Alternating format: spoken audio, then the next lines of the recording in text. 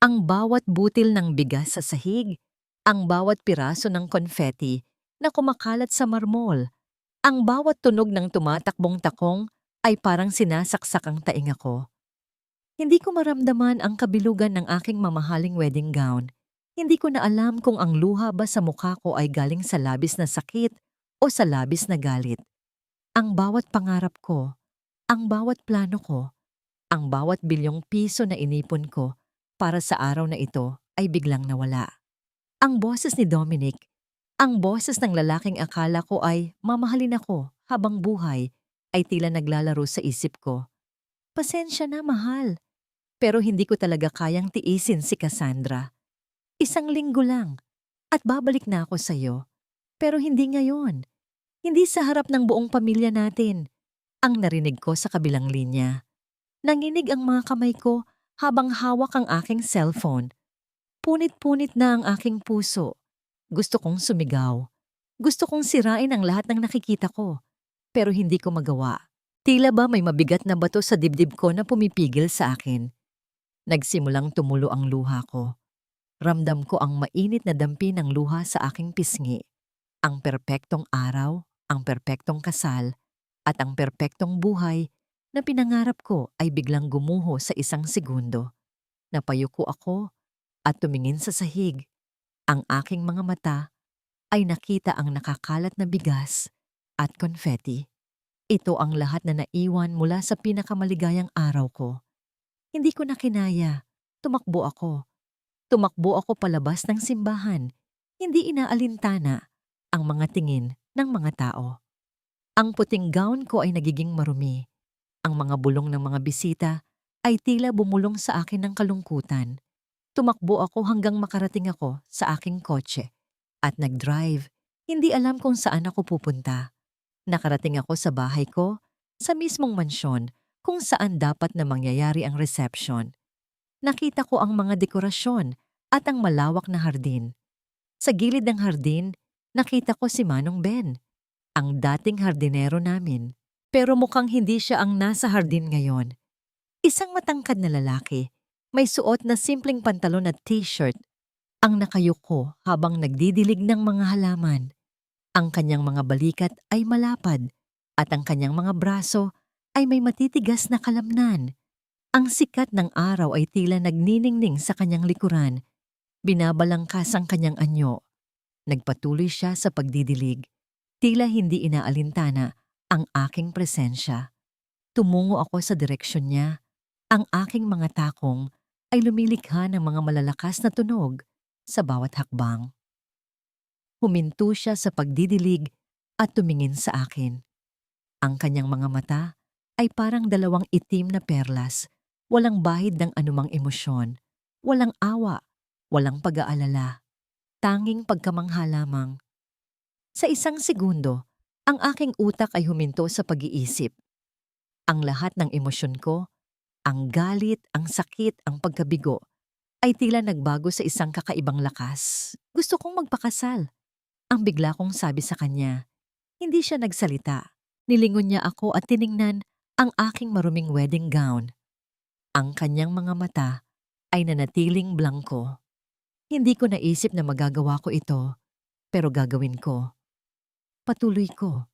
Gusto kong magpakasal. Sa'yo. Hindi ko na alam kung bakit. Pero ikaw ang tanging lalaking nakita ko ngayon. Ako si Althea Madrigal at gusto kitang pakasalan. Sa wakas, nagsimulang magbago ang ekspresyon ng kanyang mukha. Isang malaking pagkabigla ang bumaha sa kanyang mga mata. Pagkatapos ay isang malaking ngiti. Hindi isang nangiting mayabang o mayaman, kundi isang nangiti na parang nakatutuwa. Pakakasalan kita, ma'am, ang sabi niya. Ang kanyang tinig ay malambing at malamig. Sige, nagising ako na may kirot sa ulo. Hindi dahil sa masamang panaginip, kundi dahil sa isang mas masamang katotohanan. Pagmulat ng aking mga mata, nakita ko ang kisame ng aking silid-tulugan. Ang aking puting wedding gown ay nakakalat sa sahig, parang isang malaking, maruming patay na ibon. Ang mga alaala ng kahapon ay biglang bumalik sa akin. Si Dominic, si Cassandra, at ang lalaki sa hardin. Isko. Tila may mabigat na bato sa aking dibdib. Anong ginawa ko? Hindi ko maisip kung paano ako nakarating sa desisyong yon. Sa isang iglap, ang pag-asa ng paghihiganti ay tila bumalik sa isang malaking, nakakahiyang pagkakamali. Kailangan kong bawiin ang lahat. Hindi ko maaring pakasalan ang isang taong hindi ko kilala. Mabilis akong bumangon at lumabas ng aking kwarto. Ang bahay ay tahimik, ngunit may amoy ng kape at sinangag na nagmumula sa kusina. Pagpasok ko sa kusina, nakita ko si Isko. Nakaupo siya sa isang upuan sa may isla, nakasuot ng simpleng t-shirt at pantalon. May isang tasa ng kape sa kanyang harapan at isang plato ng sinangag. Mukhang naghihintay siya sa akin.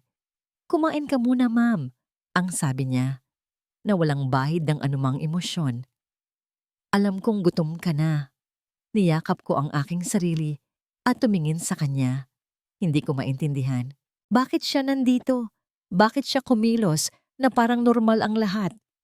"Isko," ang sabi ko. Ang aking tinig ay nanginig. "Huwag kang mag-alala. Kalimutan na lang natin ang nangyari kahapon. I'll give you a bonus." "Hindi!" ang mabilis niyang sagot, at ang kanyang mga mata ay nanatiling blangko. "Hindi ako gagawa ng isang bagay na tulad nito para sa pera." Bakit ka nandito?" "Dahil tinanggap ko ang proposal mo," ang sabi niya, at ang kanyang mga mata ay nakatitig sa akin. At ang isang lalaki ay dapat tumupad sa kanyang salita. Natigilan ako. Ang kanyang simple at walang emosyon na sagot ay tila mas lalong nagpapahirap sa sitwasyon. Nakita ko na hindi siya katulad ni Dominic. Walang kasinungalingan sa kanyang mga mata. Walang panloloko. Tanging katotohanan lang. Ang kanyang muka ay parang isang blankong canvas na walang bahid ng anumang emosyon. "Ano? Ano ang gusto mo?" "Isang kontrata," ang sabi niya. "Dahil ang lahat ay may presyo, ma'am. Hindi pera, kundi isang kasunduan." Lumabas kami at naupo sa living room. Kumuha ako ng papel at panulat at nagsimula siyang magsalita. Ang kontrata ng kalokohan. Artikulo 1. Ang kasunduan ay magsisimula sa araw na ito at magtatapos pagkatapos ng isang taon.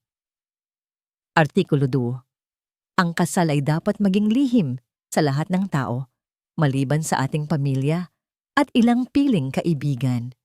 Walang dapat makaalam na ito ay isang kontrata lamang. Artikulo 3. Walang dapat makaalam tungkol sa ating tunay na relasyon. Walang dapat na mangyari na anuman sa pagitan natin. Artikulo 4.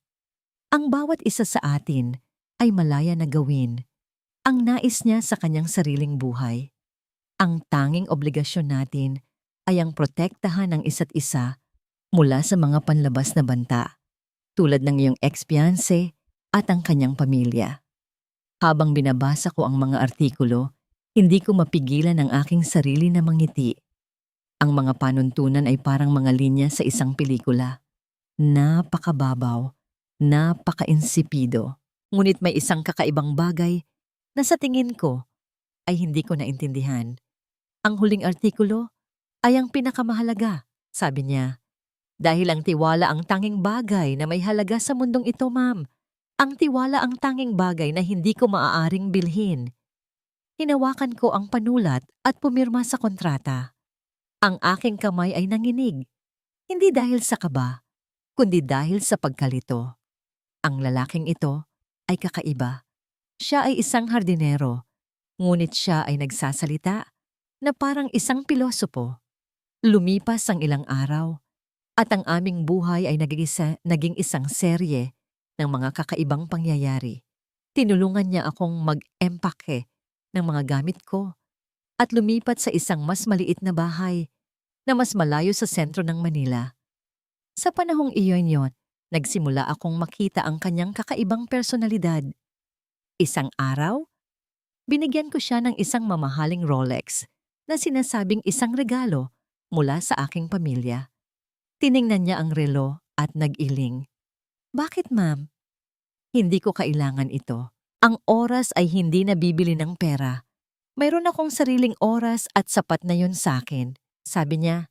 Pagkatapos nito, dinala niya ako sa isang lokal na palengke. Hindi ako kailanman nakapunta sa palengke. Nagulat ako sa ingay, sa amoy, at sa dami ng tao. Ngunit si Isko ay tila nasa kanyang elemento. Nakita ko siyang nakangiti, nakikipag-usap sa mga tindero, at nakikipag-bargain sa mga presyo. At sa bawat sandali, ang aking puso ay tila bumilis. Ang kanyang mga mata, na dati blangko, ay biglang naging buhay. Nakita ko ang isang bagay sa kanyang mga mata na hindi ko nakita kay Dominic. Isang bagay na tunay. Ang kanyang pagiging simple ay mas lalong nagpapahiwatig sa akin ng kanyang tunay na personalidad. Sa sandaling iyon, ang aking cellphone ay nag-vibrate. May isang tawag mula sa isang hindi kilalang numero. Sinagot ko ito. Althea, alam ko ang ginawa mo. Ang sabi ng isang pamilyar na tinig. Natigilan ako. Ito ay si Dominic. Akala mo ba hindi ko malalaman? Ang pagpapakasal sa isang hardinero?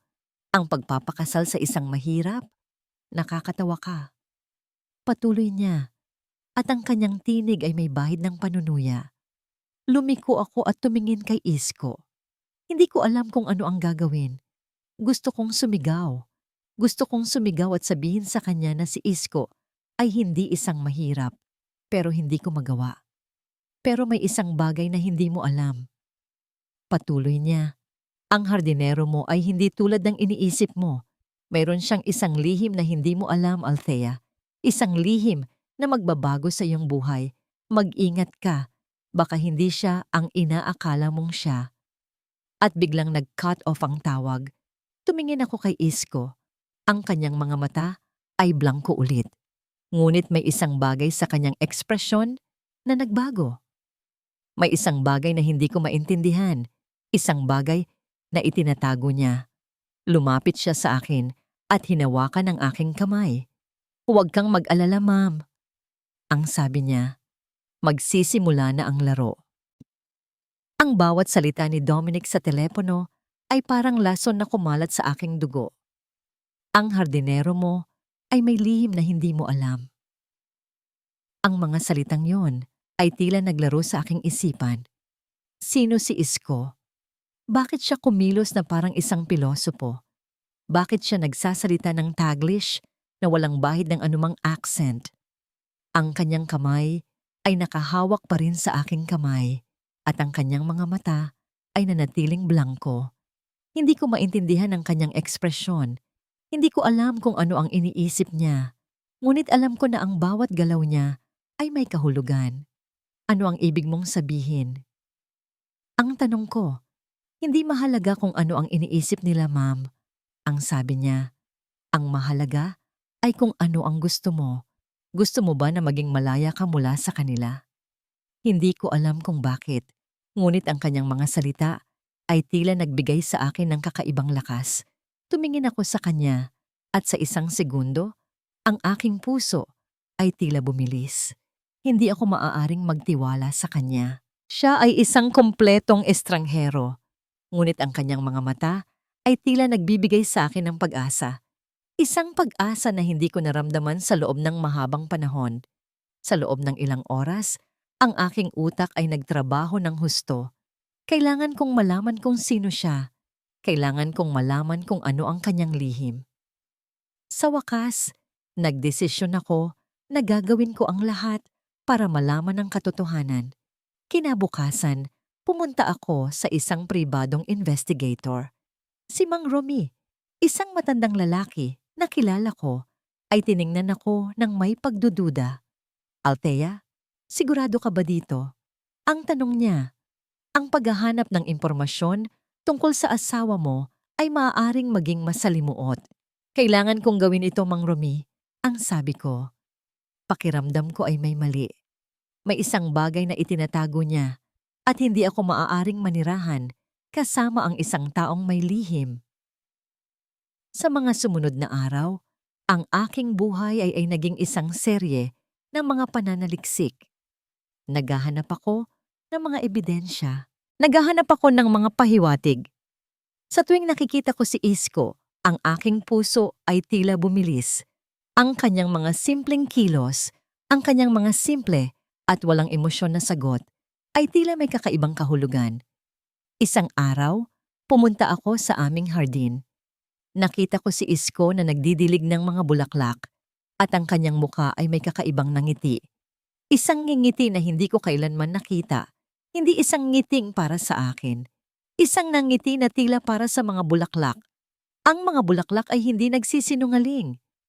Ang sabi niya, sila ay laging totoo sa kanilang sarili. Walang kasinungalingan, walang pagpapanggap. Napatigil ako. Ang kanyang mga salita ay tila bumulong sa akin ng isang bagay na hindi ko maintindihan. Tumalikod ako at bumalik sa loob ng bahay. Kinuha ko ang aking cellphone at nag-install ng isang app na nagpapakita ng lahat ng kanyang mga tawag at mensahe.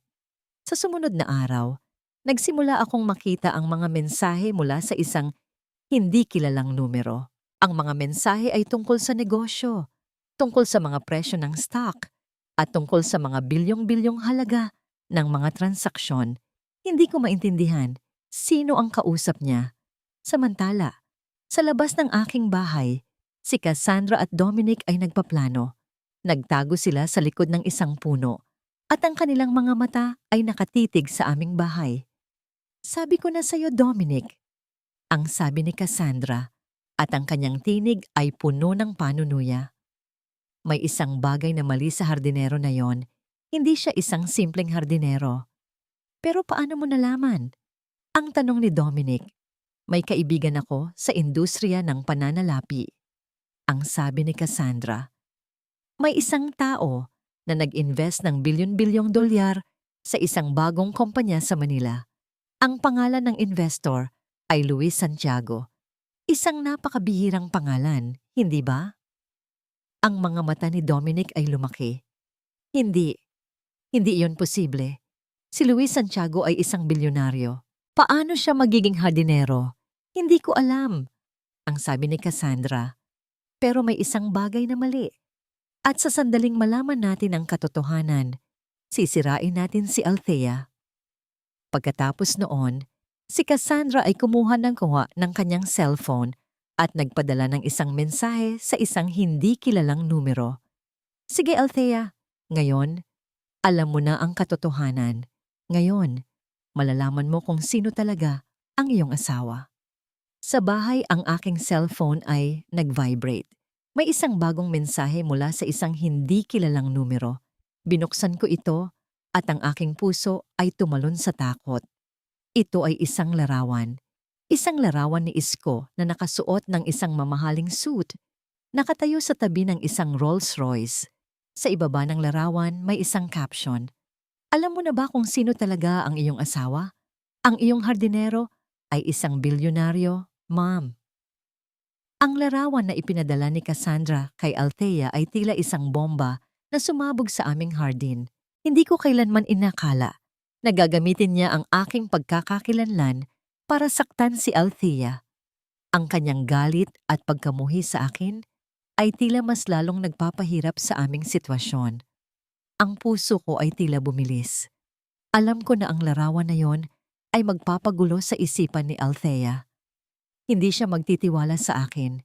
Hindi siya magtitiwala sa isang taong nagsisinungaling. Kaya kailangan kong maging matapang. Kailangan kong sabihin sa kanya ang katotohanan. Ngunit paano ko gagawin iyon? Paano ko sasabihin sa kanya na ang taong nagliligtas sa kanya ay siya ring taong nagpapahirap sa kanya? Sa sandaling iyon, ang aking cellphone ay nag-vibrate. Ito ay isang tawag mula kay Miguel. Sinagot ko ito. Isko, nalaman ko ang lahat. Ang sabi ni Miguel. Sinusubukan ni Cassandra na gamitin ang iyong pagkakakilanlan para saktan si Althea. Kailangan mong mag-ingat. Salamat, Miguel. Ang sabi ko. Ngayon, kailangan kong mag-ingat. Hindi ko maaaring hayaan na saktan nila si Althea. Pagkatapos ng tawag, Lumabas ako at tiningnan si Althea. Nakaupo siya sa isang upuan sa hardin. Ang kanyang mukha ay nakatingin sa larawan. Ang kanyang mga mata ay puno ng pagdududa. Alam ko na ang bawat galaw ko ngayon ay mahalaga. Nilapitan ko siya. "Ma'am, alam kong meron kang mga tanong." Ang sabi ko, "Alam kong hindi ka magtitiwala sa akin ngayon, ngunit kailangan kong sabihin sa iyo ang isang bagay." Hindi siya nagsalita. Tiningnan niya lang ako. Ang kanyang mga mata ay puno ng pagdududa. "May isang kwento ako sa iyo." Ang sabi ko, isang kwento tungkol sa isang lalaki na mayaman at may kapangyarihan. Isang lalaki na laging iniisip na ang lahat ay maaaring bilhin ng pera. Ngunit sa isang araw, natanto niya na ang pinakamahalagang bagay sa mundo ay hindi nabibili ng pera. Ito ay ang pag-ibig, ang pagmamahal, at ang tiwala. Nakinig siya sa akin. Ang kanyang mga mata ay nanatiling blangko. Ngunit alam ko na ang kanyang isipan ay nagtrabaho ng husto. Ang lalaking iyon ay laging nagdududa sa mga tao. Patuloy ko. Laging iniisip na ang mga tao ay gusto lang ang kanyang pera. Kaya nagdesisyon siyang magpanggap na isang hardinero.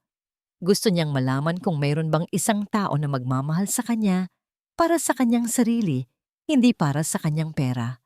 At pagkatapos, nakilala niya ang isang babae. Isang babae na mayaman, maganda, at matalino. Ngunit ang babae na yon ay may isang malaking sakit sa kanyang puso.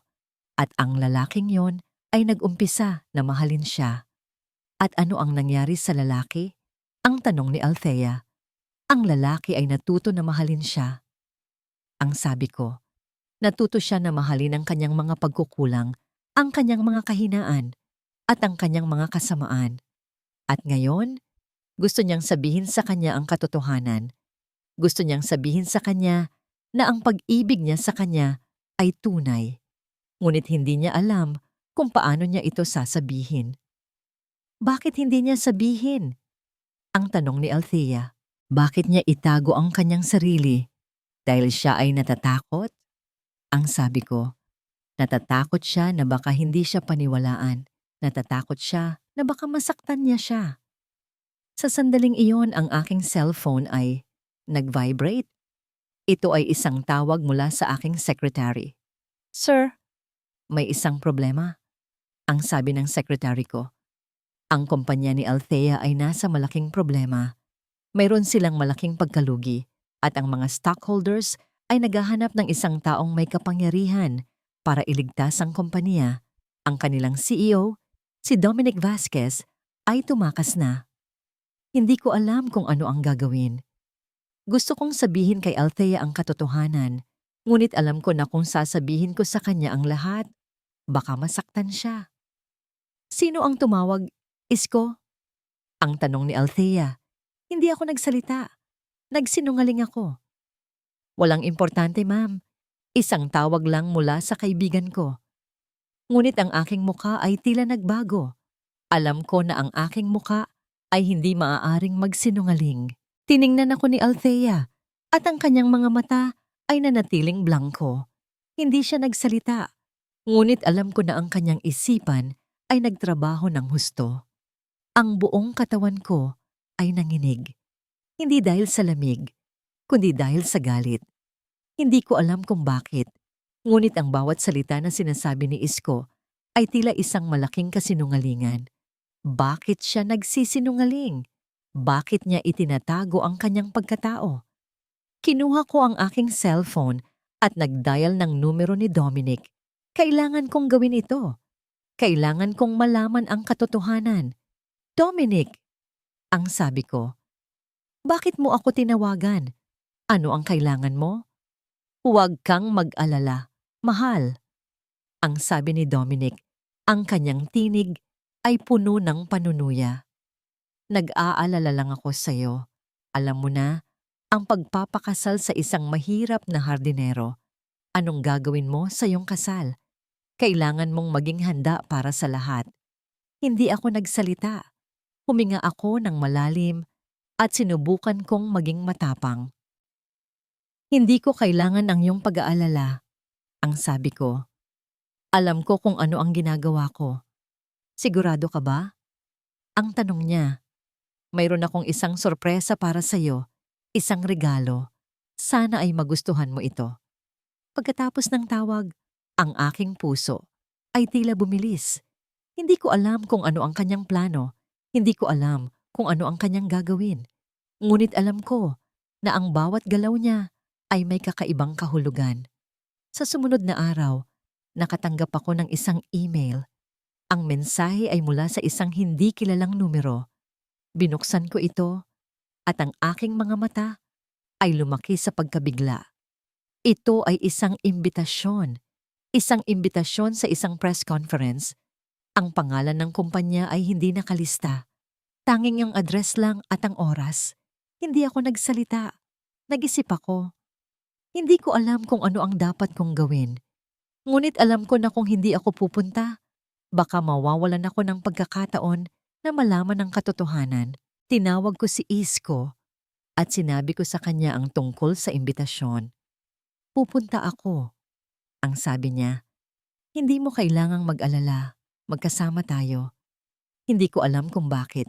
Ngunit ang kanyang mga salita ay tila nagbigay sa akin ng kakaibang lakas. Sa sandaling iyon, ang aking puso ay tila bumilis. Hindi ako maaaring magtiwala sa kanya, ngunit sa isang kakaibang paraan, ang kanyang presensya ay tila nagbigay sa akin ng kapayapaan. Kinabukasan, nagbihis ako. Hindi ako nagsuot ng mamahaling gown. Nagsuot ako ng isang simpleng dress na itim. Si Isko ay nagsuot ng isang simpleng suit na kulay abo. Hindi siya nagsuot ng mamahaling damit. Ngunit ang kanyang ekspresyon ay tila nagbigay sa kanya ng kakaibang kapangyarihan. Nakarating kami sa press conference. Ang mga tao ay nagtipon sa isang malaking silid. Ang mga kamera ay kumikislap. At sa gitna ng silid, nakita ko si Dominic. Nakatayo siya sa tabi ni Cassandra. At ang kanilang mga mukha ay puno ng panunuya. Salamat sa inyong lahat sa pagdalo, ang sabi ni Dominic. Mayroon akong isang mahalagang balita. Ang aking ex-fiancé, si Althea Madrigal, ay may isang malaking problema. Nagpakasal siya sa isang hardinero. At ang hardinero na yon ay isang taong walang trabaho. Isang taong hindi niya alam ang tunay na pagkatao. Ang mga tao ay nagsimulang magbulong-bulungan. Ang mga kamera ay kumikislap, ngunit hindi ako natakot. Ang aking mata ay nakatingin sa mukha ni Dominic. Ang kasal ni Althea ay isang kasinungalingan. Patuloy niya. Ang kanyang asawa ay isang taong walang alam sa negosyo. Kaya gumawa kami na. Nagdesisyon akong tumulong sa kanya. Bibigyan ko siya ng isang trabaho bilang isang katulong sa aking kumpanya. Hindi ako nagsalita. Ngunit sa sandaling iyon, si Isko ay lumapit. Sir, ang sabi niya, ang kanyang tinig ay malamig. Sa tingin ko ay hindi mo alam ang lahat. Ang hardinero na ito ay may trabaho. Siya ay isang CEO. At ang kanyang kumpanya ay ang kumpanya na bumili ng kumpanya mo. At ngayon, ikaw ay nagtatrabaho sa akin. Ang mga tao ay tumahimik. Ang mga kamera ay tumigil sa pag-flash. Si Dominic at Cassandra ay natigilan. Ang kanilang mga mukha ay puno ng pagkabigla. Hindi ako nagsalita, ngunit ang aking puso ay tila bumilis. Hindi ko maintindihan. Bakit niya ginawa ito? Bakit niya ako tinulungan? Hindi. Hindi ito totoo. Ang sabi ni Dominic, ikaw ay isang sinungaling. Ikaw ay isang hardinero.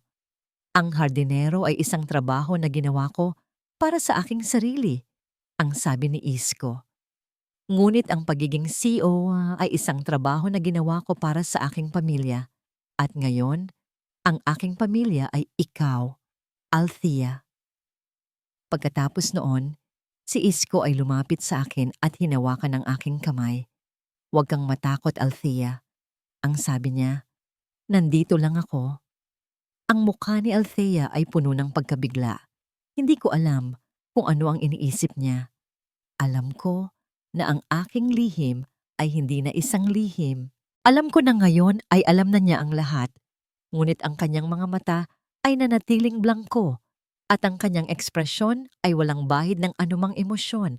Kailangan kong gawin ang lahat para magpaliwanag sa kanya. Kailangan kong sabihin sa kanya ang lahat. Kaya nagdesisyon akong maghanda ng isang sorpresa, isang hapunan, sa hardin. Sa loob ng ilang oras, ang aking utak ay nagtrabaho ng husto. Pinili ko ang mga bulaklak na itinanim ko para sa kanya.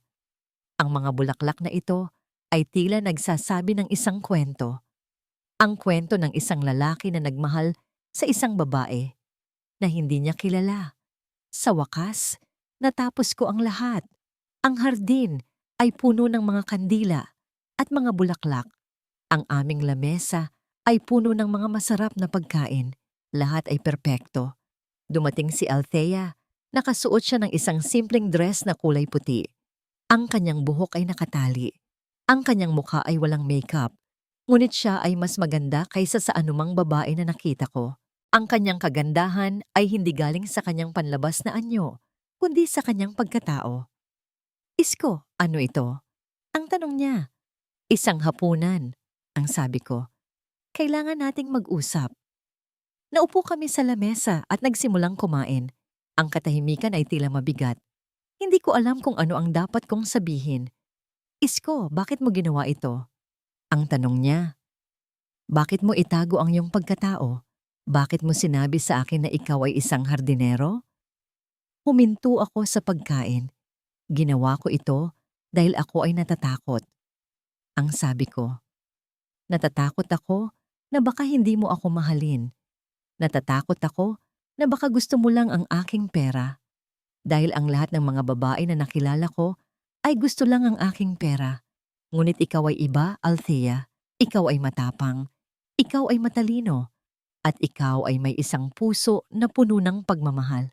At sa bawat sandali na nakikita kita, ang aking puso ay tila bumilis. Ang kanyang mga mata ay nanatiling blangko. Hindi ko maintindihan ang kanyang ekspresyon, pero ngayon, hindi na mahalaga ang pera. Ang sabi ko, ang mahalaga ay ang ating pag-ibig, ang ating pagmamahal, ang ating tiwala. Ang lahat ay dapat na maging totoo. Kaya Althea, kailangan kong sabihin sa iyo ang lahat. Lumapit ako sa kanya at hinawakan ang kanyang kamay. Althea, ako ay isang bilyonaryo. Ngunit ang aking pag-ibig sa iyo ay tunay. Walang kasinungalingan, walang pagpapanggap. Ang lahat ay totoo. Ang lahat ay para sa iyo. Hindi siya nagsalita. Nakinig lang siya sa akin. Ang kanyang mga mata ay nanatiling blangko. Hindi ko naisip na magagawa ko ito, ngunit gagawin ko. Patuloy ko. Gusto kong maging matapat sa iyo. Gusto kong sabihin sa iyo na ang bawat sandali na ginugol ko sa iyo ay ang pinakamahalagang sandali ng aking buhay. Gusto kong maging totoo sa iyo. Gusto kong maging totoo sa sarili ko. Sa sandaling iyon, ang aking cellphone ay nag-vibrate. Ito ay isang tawag mula sa aking secretary. Hindi ko sinagot. Ngunit ang aking kamay ay nanginig. Alam ko na ang tawag ay tungkol sa aking kumpanya. At alam ko na ang aking kumpanya ay nasa malaking problema. Isko, ano ang nangyayari? Ang tanong niya. Hindi ako nagsalita. Huwag kang mag-alala. Ang sabi niya, maari mo akong sabihan. Ngunit bago ko siya masagot, ang kanyang cellphone ay nag-vibrate. May isang bagong email. Binuksan niya ito at ang kanyang mga mata ay lumaki sa pagkabigla. Ito ay isang balita. Ang balita tungkol sa aking kumpanya. Ang balita tungkol sa aming pagkalugi. Ang balita tungkol sa aming pagbenta ng aming kumpanya. Hindi ko naisip na ang balita ay magiging masama. Ang aking muka ay tila nagbago. Alam ko na ang lahat ay tapos na. Ang aming relasyon, ang aming pag-ibig, ang lahat ay tapos na. Ang mundo ko ay biglang huminto. Ang bawat salita, ang bawat tunog, ay tila nawala. Tanging ang aking puso lang ang naririnig ko. Ito ay tumalon. Tumingin ako sa screen ng aking cellphone. Mula sa isang hindi kilalang numero, Luis Isco Santiago, isang bilyonaryo na may kapangyarihan sa industriya ng pananalapi, ay bumili ng kumpanya ni Althea Madrigal. Ang transaksyon ay naganap sa loob ng isang linggo. Ang presyo ng stock ay tumaas ng 200%. Siya ay sinasabing isang salvage king na kayang iligtas ang anumang kumpanya. Ang bawat salita ay parang isang kutsilyo na sumasaksak sa aking puso. Natigilan ako. Hindi ako makagalaw. Hindi ako makahinga. Ang aking mga kamay ay nanginig. Ang aking mata ay puno ng luha. Althea, let me explain. Ang sabi ni Isco, at ang kanyang tinig ay puno ng pag-aalala. Hinawakan niya ang aking kamay, ngunit ako ay tumalikod. Ang kanyang paghawak ay tila isang malaking kasinungalingan. Ang kanyang mga mata ay nanatiling blangko. Ngunit ang kanyang mukha ay puno ng pag-aalala. Bakit, Isco? Ang tanong ko. Bakit mo ito ginawa? Bakit mo ako niloko? Hindi ako niloloko, Althea, ang sabi niya. Ginawa ko ito para sa'yo. Ang iyong kumpanya ay nasa malaking problema. Kaya nagdesisyon akong tumulong. Ayaw kong sabihin sa'yo dahil ayaw kong masaktan ka. Ngunit ang kanyang mga salita ay tila isang kasinungalingan. Ang kanyang pagiging hardinero, ang kanyang pagiging simple. Ang lahat ay isang malaking kasinungalingan. Ang lahat ay isang malaking palabas. Ang lahat ay isang laro.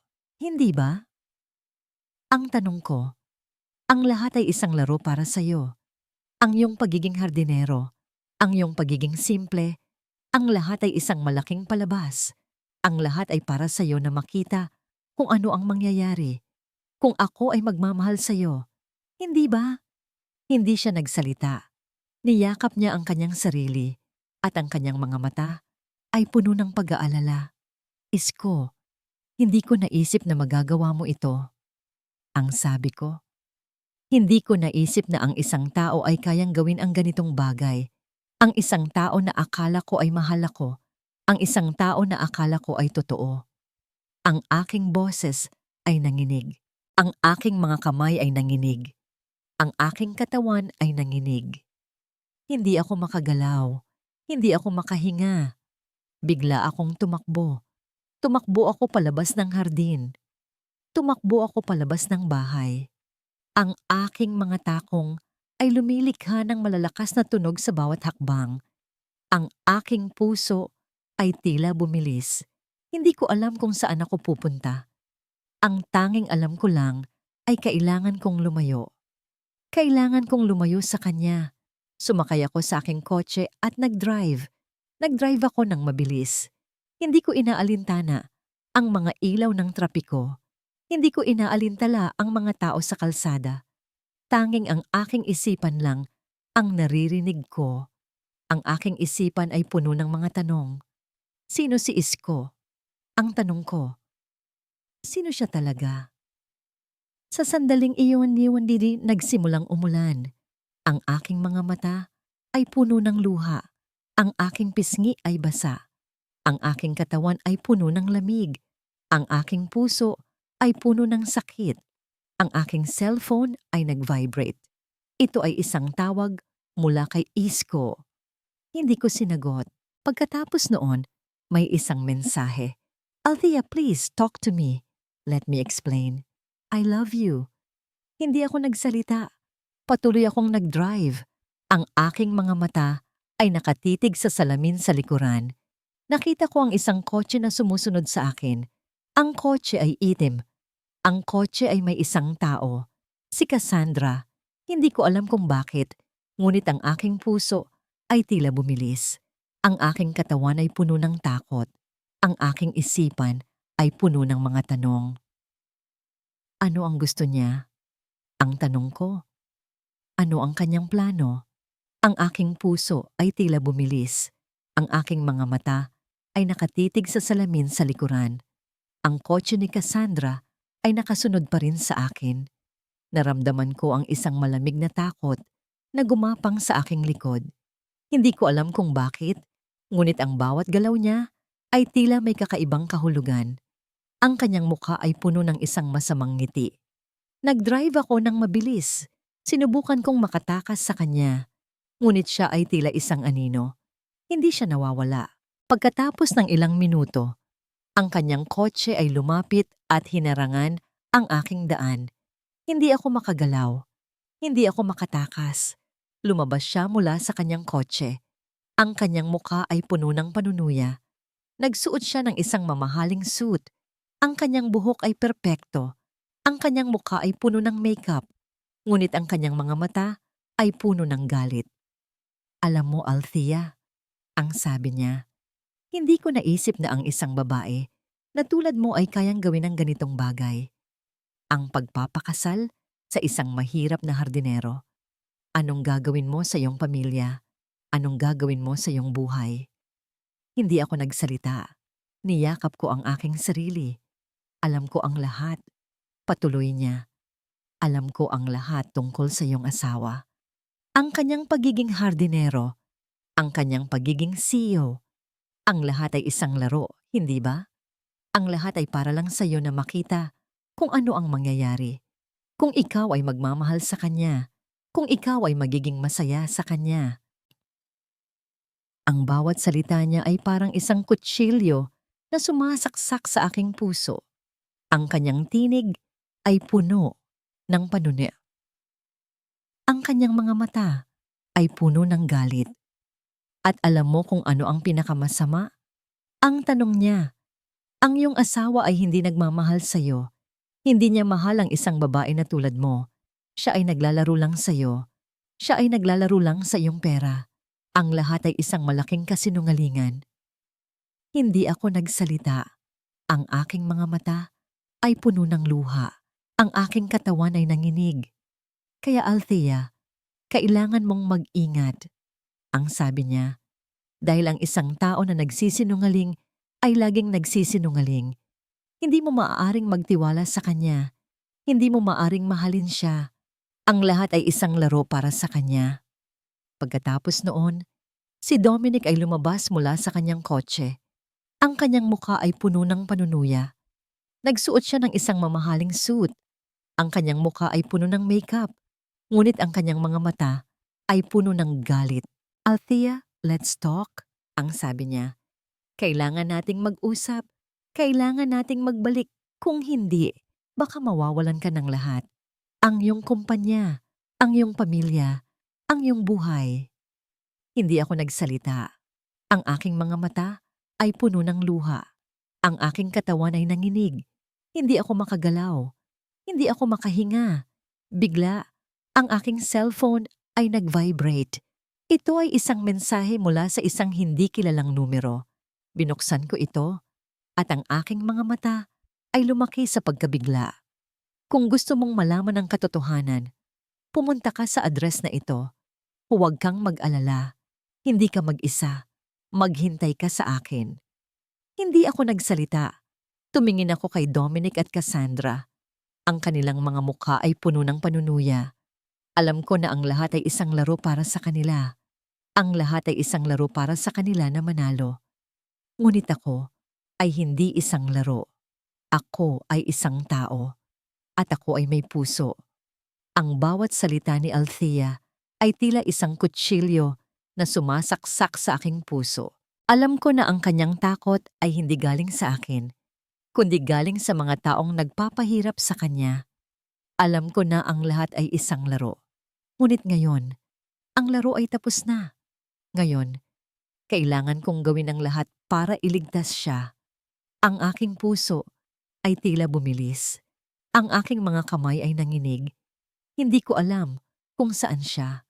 Tinawag ko siya, ngunit hindi siya sumasagot. Nagpadala ako ng mga mensahe, ngunit walang sagot. Ang aking utak ay puno ng takot. Bigla, ang aking cellphone ay nag-vibrate. Ito ay isang tawag mula kay Miguel. Isko, nalaman ko ang lahat.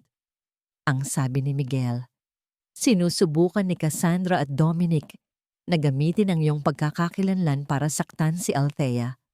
Gumawa sila ng isang trap. Sinabi nila na kung hindi ka pupunta, saktan nila si Althea. Ang aking puso ay tila huminto. Ang aking mga kamay ay nanginig. Saan sila, Miguel? Ang tanong ko, saan sila?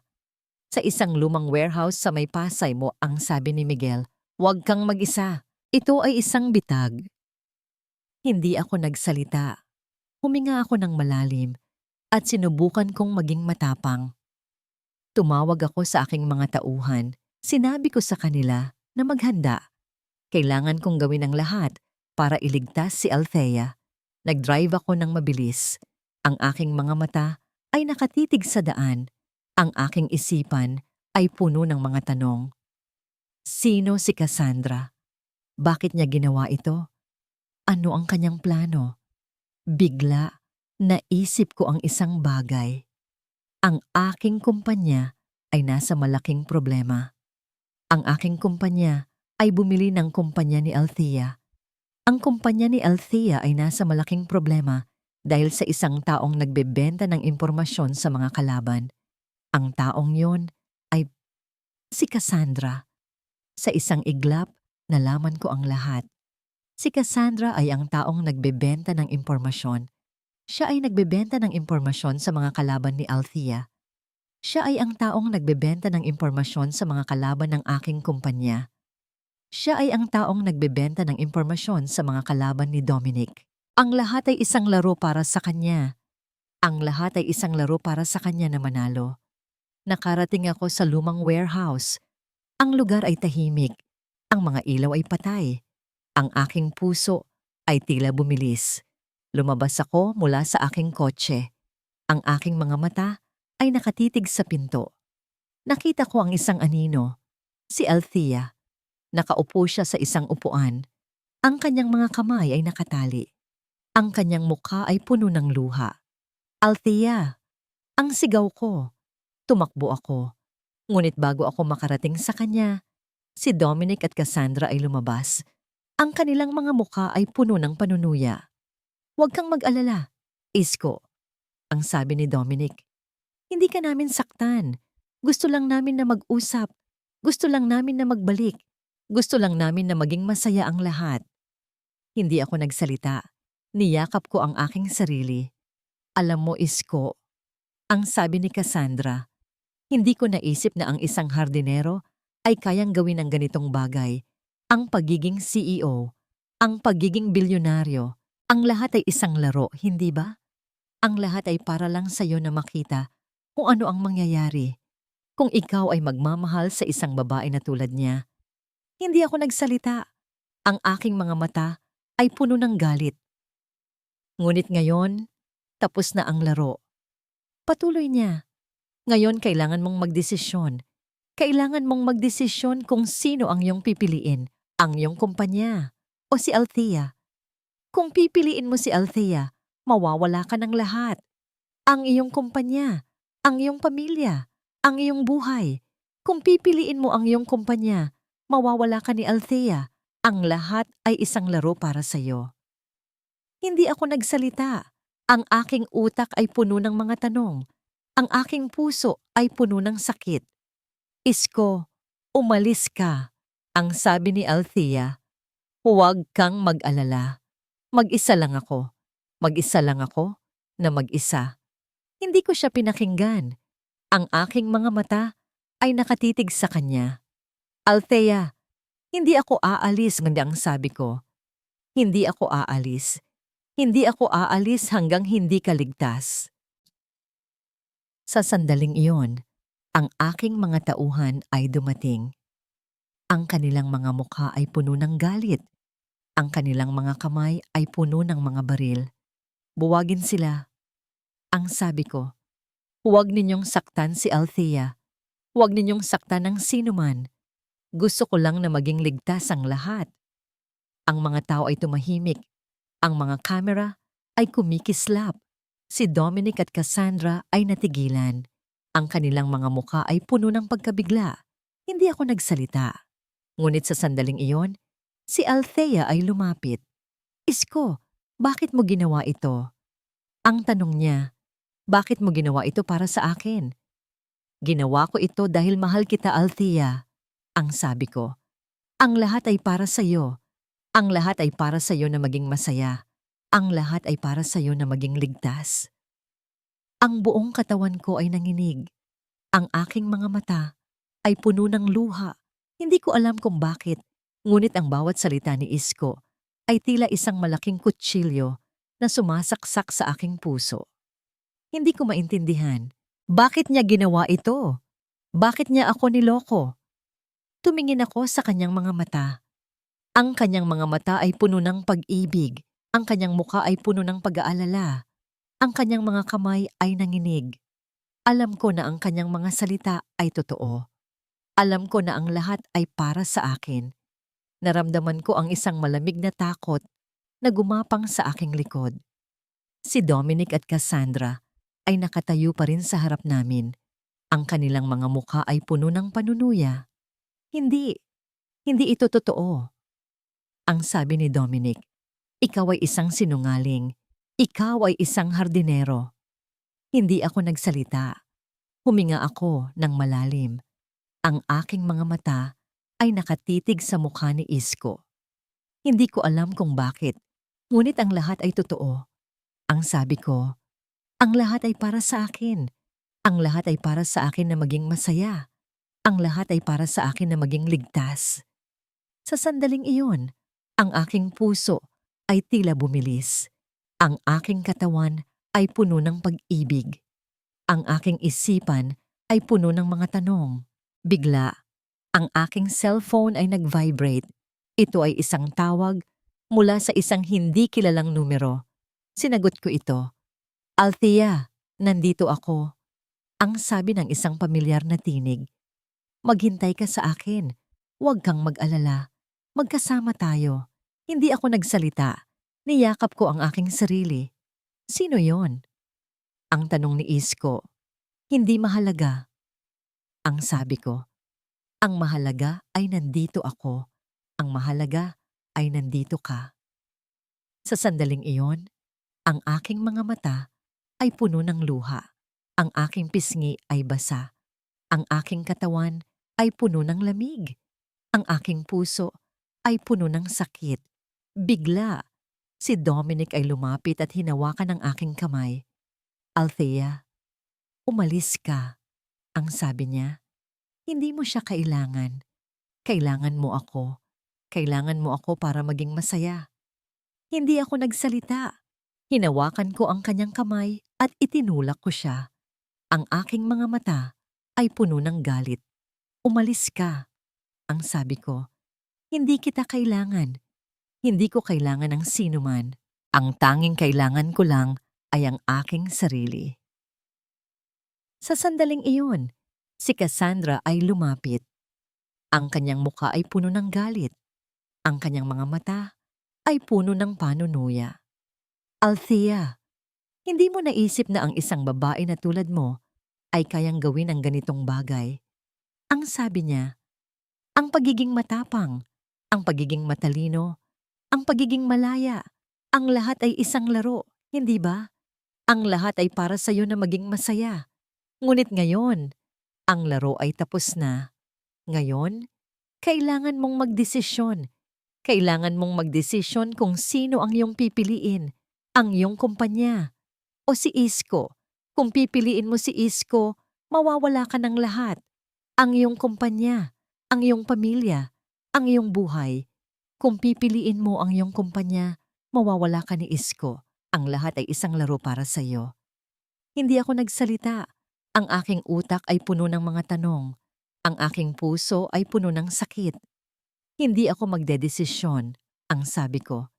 Hindi ako magdedesisyon dahil ang lahat ay isang laro. Ang lahat ay isang laro para sa iyo na manalo. Ngunit ako ay hindi isang laro. Ako ay isang tao at ako ay may puso. Sa sandaling iyon, si Isko ay lumapit. Hinawakan niya ang aking kamay. Ang kanyang mga kamay ay malamig. Ang kanyang mga mata ay puno ng pag-ibig. Hindi ka mag-isa, Althea. Ang sabi niya, hindi ka mag-isa. Magkasama tayo. Hindi ako nagsalita. Niyakap ko siya. Ang aking mga kamay ay nanginig. Ang aking katawan ay puno ng pag-ibig. Ang aking puso ay puno ng sakit. Isko, pamahal kita. Ang sabi ko, mahal kita. Ang lahat ay totoo. Ang lahat ay para sa akin. Ang lahat ay para sa akin na maging masaya. Ang lahat ay para sa akin na maging ligtas. Ang buong mundo ay tila huminto. Walang ingay, walang galaw. Tanging ang mainit na yakap ni Isko ang nararamdaman ko. Ito ay isang yakap na puno ng pagmamahal, pag-asa, at kapayapaan. Ang lahat ng galit, sakit, at pagdududa ay biglang nawala. Ang tanging nararamdaman ko ay ang init ng kanyang katawan at ang tunog ng kanyang puso na tumitibok ng mabilis. Sa isang iglap, ang lahat ng pangit na nangyari ay tila nawala. Si Dominic at Cassandra ay tila dalawang anino na nawala sa dilim. Ang kanilang mga tinig ay tila nawala sa hangin. Ang tanging naririnig ko ay ang tinig ni Isko. Althea, mahal kita. Ang sabi niya, ang lahat ay para sa'yo. Ang lahat ay para sa'yo na maging masaya. Ang lahat ay para sa'yo na maging ligtas. Ang lahat ay para sa'yo na maging malaya. Hindi ako nagsalita. Niyakap ko siya ng mahigpit. Ang aking mga mata ay puno ng luha. Ang aking pisngi ay basa. Ang aking katawan ay puno ng lamig. Ang aking puso ay puno ng sakit. Isko, mahal kita. Ang sabi ko, mahal kita. Ang lahat ay totoo. Ang lahat ay para sa akin. Ang lahat ay para sa akin na maging masaya. Ang lahat ay para sa akin na maging ligtas. Pagkatapos noon, si Isko ay lumayo. Hinawakan niya ang aking kamay. Ang kanyang mga kamay ay malamig. Ang kanyang mga mata ay puno ng pag-ibig. Althea, kailangan nating mag-usap. Ang sabi niya, kailangan nating magsimula ulit. Naupo kami sa sahig ng lumang warehouse. Nag-usap kami. Nag-usap kami tungkol sa lahat. Nag-usap kami tungkol sa kanyang pagiging hardinero. Nag-usap kami tungkol sa kanyang pagiging CEO. Nag-usap kami tungkol sa kanyang pamilya. Nag-usap kami tungkol sa kanyang pagiging matapat. Sa bawat salita, ang aking puso ay tila bumilis.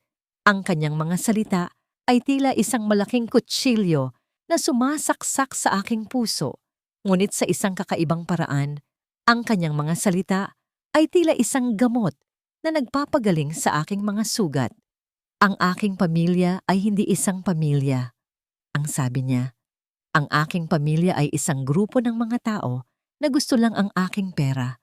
Ang aking pamilya ay hindi nagmamahal sa akin. Ang aking pamilya ay hindi nagmamahal sa akin na isang tao. Hindi ako nagsalita. Nakinig lang ako sa kanya. Kaya, nagdesisyon akong umalis. Ang sabi niya, umalis ako sa aking pamilya. Umalis ako sa aking trabaho. Umalis ako sa aking buhay. At nagdesisyon akong maging isang hardinero. Gusto kong malaman kung meron bang isang tao na magmamahal sa akin para sa aking sarili, hindi para sa aking pera. At sa wakas, nakilala ko ikaw. Sa sandaling iyon, ang aking mga mata ay puno ng luha. Niyakap ko siya. Salamat, Isko. Ang sabi ko, salamat sa lahat. Salamat sa pagiging matapat. Salamat sa pagiging matapang. Pagkatapos noon, si Isko ay lumapit sa akin. Hinawakan niya ang aking kamay. Althea, gusto kong magpakasal. Ang sabi niya, gusto kong magpakasal sa'yo. Gusto kong maging totoo sa'yo. Gusto kong maging totoo sa aking sarili. Gusto kong maging totoo sa aking buhay. Ang lahat ay para sa'yo. Ang lahat ay para sa'yo na maging masaya. Hindi ako nagsalita. Huminga ako ng malalim. Sige, Isko. Ang sabi ko. Sige, pakakasalan kita. Madidi, mama. Pagkatapos ng ilang oras, ang aking mga magulang ay dumating. Ang kanilang mga muka ay puno ng pag-aalala. Niyakap ko sila. Anak, ano ang nangyayari? Ang tanong ng aking ina. Bakit mo ginawa ito? Ginawa ko ito dahil mahal ko siya, ina. Ang sabi ko, mahal ko si Isko. Mahal ko siya. Ang lahat ay totoo. Ang lahat ay para sa akin. Ang lahat ay para sa akin na maging masaya. Ang lahat ay para sa akin na maging ligtas. Ang aking ina ay umiyak. Ang aking ama ay umiyak. Niyakap namin ang isa't isa. Pagkatapos noon, si Isko ay lumapit sa kanila. Hinawakan niya ang kanilang mga kamay. "Huwag po kayong mag-alala, ma'am, sir." Ang sabi niya, "Ako po ay isang mabuting tao. Ako po ay isang matapat na tao. Ang lahat ay para sa inyong anak. Ang lahat ay para sa inyong pamilya." Ang aking ama ay umiyak. Ang aking ina ay umiyak. Ang lahat ay umiyak. Pagkatapos noon, si Isko ay lumapit sa akin. Hinawakan niya ang aking kamay. Ang kanyang mga kamay ay malamig. Ang kanyang mga mata ay puno ng pag-ibig. "Althea, tayo na," ang sabi niya. "Ang ating buhay ay magsisimula na." Lumipas ang mga araw at ang aming buhay ay tila nagbago. Ang lumang bahay na minsan ay puno ng kalungkutan ay naging tahanan ng pagmamahalan. Ang hardin na minsan ay puno ng mga luha ay naging hardin ng pag-asa. Ang lahat ay tila bago at ang lahat ay tila mas maganda. Si Isko at ako ay nagtrabaho ng husto. Nagtrabaho kami para sa aming kumpanya. Nagtrabaho kami para sa aming pamilya. Nagtrabaho kami para sa aming buhay. Ang aming pag-ibig ay tila mas lalong lumalaki sa bawat araw. Ang aming mga puso ay tila mas lalong nagiging isa. Ang pamilya ko ay masaya. Ang aking ina at ama ay masaya. Ang lahat ay masaya. Si Dominic at Cassandra ay tila nawala sa aming buhay. Ang kanilang mga tinig ay tila nawala sa hangin. Ang kanilang mga muka ay tila nawala sa aming isipan. Sa isang araw, pumunta kami sa hardin. Ang hardin ay puno ng mga bulaklak. Ang mga bulaklak ay puno ng mga kulay. Ang lahat ay perpekto. "Althea, tingnan mo," ang sabi ni Isko. "Ang mga bulaklak ay maganda, hindi ba? Ang mga bulaklak ay tila nagsasabi ng isang kwento.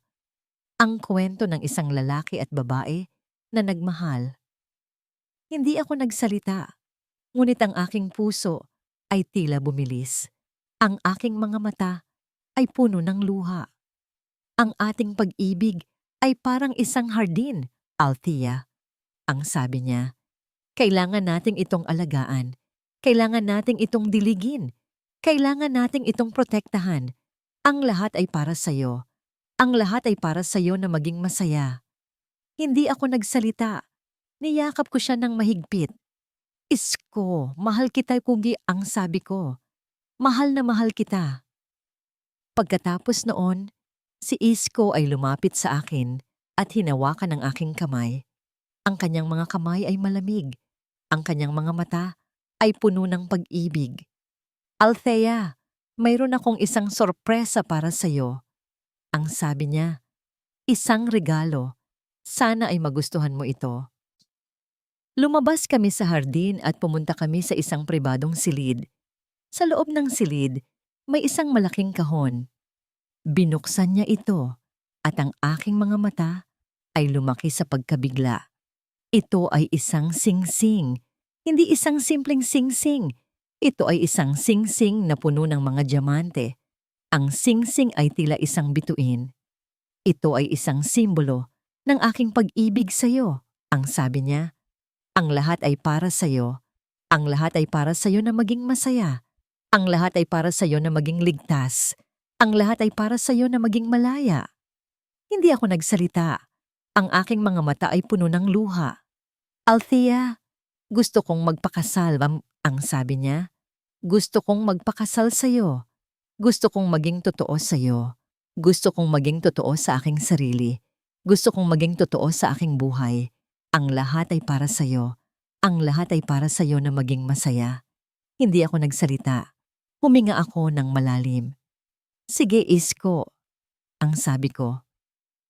"Sige, pakakasalan kita." Pagkatapos ng ilang oras, ang aming mga pamilya at mga kaibigan ay dumating. Ang lahat ay masaya. Ang lahat ay naglalaro. Ang lahat ay kumakain. Ang lahat ay uminom. Ang gabi ay puno ng pagmamahal, pag-asa, at kapayapaan.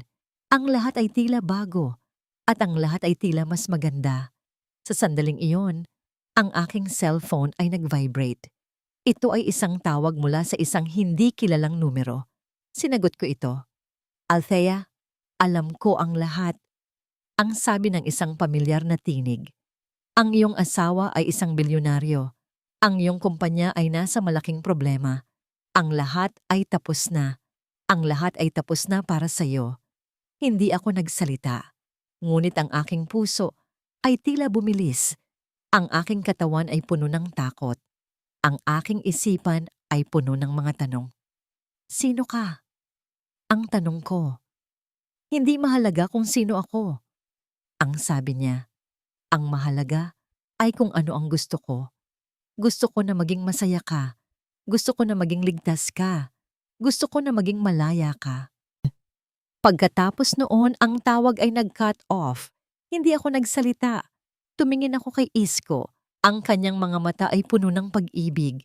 Ang kanyang mukha ay puno ng pag-aalala. Huwag kang mag-alala, Althea. Ang sabi niya, huwag kang mag-alala. Hindi ka mag-isa. Magkasama tayo. At dito nagtatapos ang kwento ni na Althea at Isko. Maraming salamat sa inyong walang sawang pagsuporta at pagmamahal sa kwentong ito. Sa bawat kabanata, kasama namin kayo sa paglalakbay ni na Althea at Isko. Naranasan ninyo ang kanilang sakit, ang kanilang galit, at sa huli, ang kanilang pag-ibig. Ang pagsulat ng kwentong ito ay isang mahirap na paglalakbay. May mga sandali na ako ay nawalan ng pag-asa. Ngunit sa bawat mensahe, sa bawat komento, ang inyong pagmamahal ay tila isang ilaw na nagbigay sa akin ng lakas. Salamat sa inyong lahat. Ang kwentong ito ay hindi lamang kwento ni na Althea at Isko. Ito ay kwento ng lahat. Ito ay kwento ng pag-ibig, ng pagpapatawad at ng pag-asa. Ang pag-ibig ay hindi laging madali. May mga sandali na ito ay puno ng sakit at pagdududa. Ngunit sa huli, ang pag-ibig ay laging nagtatagumpay. Sana ay nakuha ninyo ang mensahe ng kwentong ito. Ang pag-ibig ay hindi lamang tungkol sa dalawang tao. Ito ay tungkol sa dalawang puso na nagiging isa.